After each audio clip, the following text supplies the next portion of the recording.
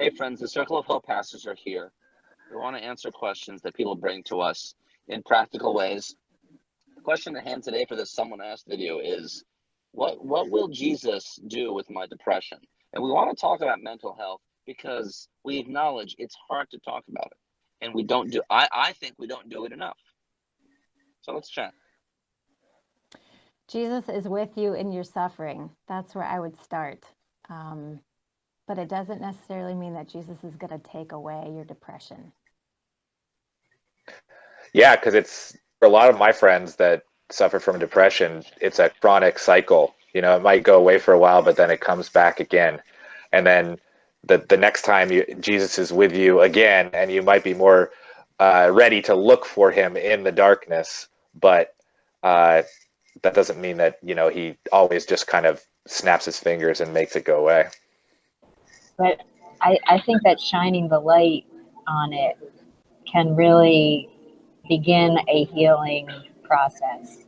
And I think there are practical ways to do that in community that I have personally continued to experience that help me at least understand what I'm going through and how Jesus is meeting me in it. Yeah, that's the practical kind of like what is Jesus going to do with my depression? He's going to provide opportunities for the light to be shined on it, and that's just so painful that we might want to avoid it. And that happens in community. It's really hard for it to happen in isolation. I think isolation is like one of the results of depression, because we can just kind of retreat in the place that we're in, and we actually need each other, and we need the help of those around us to move through the depression. Yeah, it's really hard to talk about it, because for me, when I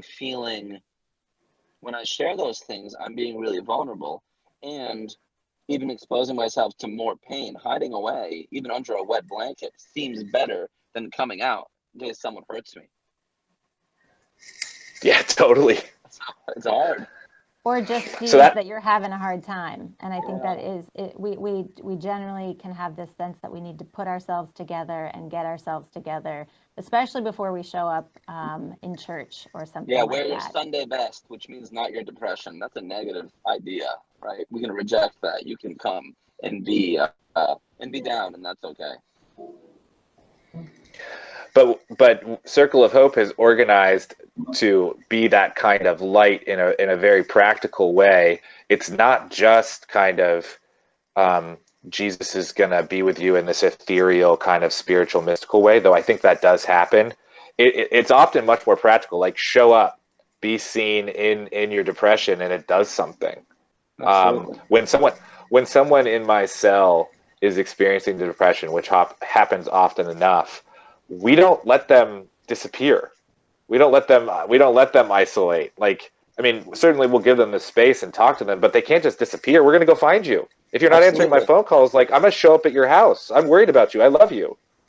And that, yeah, I've done it many times. And the cell meeting isn't group therapy, but there is space to say, I'm sad, or whatever it is, and empathize with one another and hear each other out. But if you and it's kind of crazy. Oh, wait, but just one more thing before you talk about that, Johnny. It's kind of crazy how it actually works. Like you might think that, oh, I can't be in a cell because I'm not going to be able to like show up at someone's house or like save them from depression. Like, it's not like I become Jesus. No, Jesus is actually still participating in this communal process, and stuff happens that I can't explain. Like just showing up at a cell meeting or a Sunday meeting, like, lightens someone's spirit in a way that is kind of too much to believe. That has happened too. Yeah, and it's not an automatic fix. There's a very good chance that you'll show up and still feel that way, and still feel this kind of oppression that's on you. One way that we practically address it is through our counseling center. People actually receive therapy and counseling and can take steps to internalize that and improve and feel better, feel healthier, feel more well. We're not afraid to talk about those things. We think they're real, and we want to offer practical solutions to them. And our excellent counseling center, Circle Counseling, is one way that's that many people, including basically 3/4 of this team, right, have benefited from. So it's a real. Ben doesn't go because it's his mom's, just so we know.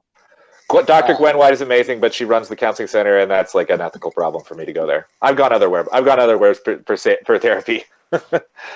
There's a little asterisk there, so you know. But I just think our counseling center and our commitment to mental wellness through Jesus, through counseling, through cells, Sunday meetings, all these things is one of the best things about us. So I hope that if you're in our community, you take advantage of it. And if you want a community like that, find us. We're here for you.